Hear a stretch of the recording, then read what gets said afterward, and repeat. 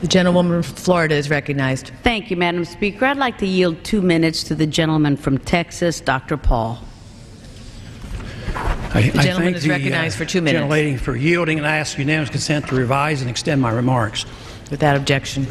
Madam Speaker, I rise in opposition to this resolution, not because I am taking sides and picking who the bad guys are and who the good guys are, but I'm looking at this more from the angle of being a United States citizen, an American, and I think resolutions like this really do us great harm.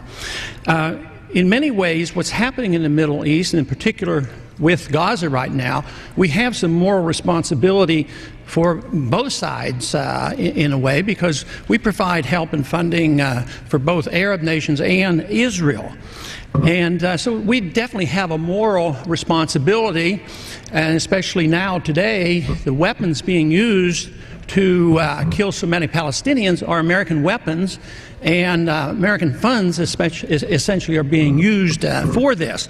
But there's a political liability which I think is something that we fail to look at, because too often there's so much blowback from our intervention in areas that we shouldn't be involved in. You know, Hamas, if you look at the history, you'll find out that Hamas was encouraged and really started by Israel, because they wanted Hamas to counteract Yasser Arafat. And you say, well, yeah, that was better then and served its purpose, but we didn't want Hamas to do this.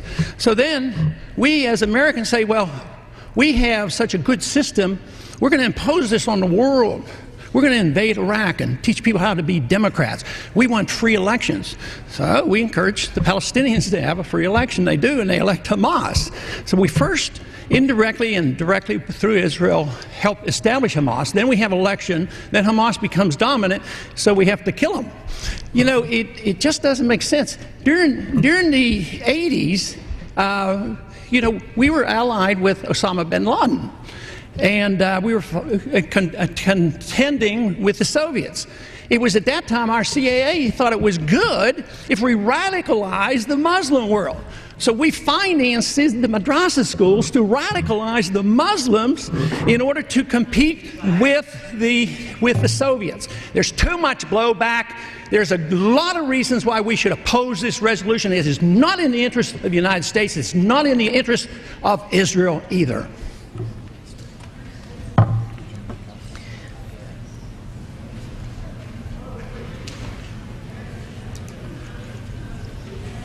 If this were a dictatorship, it'd be a heck of a lot easier. Just so long as I'm the dictator.